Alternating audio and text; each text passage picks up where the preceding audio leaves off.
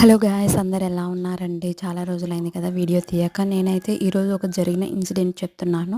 దీని part 1, part 2గా తీస్తున్నాను. So 1 మినిటే కదా వీడియో అనేసి ప్లీజ్ సబ్స్క్రైబ్ చేయండి మన ఛానల్. ఒక 80 ఏళ్ల వృద్ధ పూజారిని కోర్టుకి తీసుకొని వచ్చి ఆ పూజారి అక్రమంగా ఆస్తులు సంపాదించాడని, ప్రభుత్వానికి ట్యాక్స్ కట్టలేదని విచారించి అతనికి శిక్ష పడాలని ఒక లాయర్ జడ్జిని కోరుతాడు. అప్పుడు ఆ జడ్జి పూజారిని అడుగుతారు, మీరు అంత ఆస్తిని ఎలా సంపాదించారని.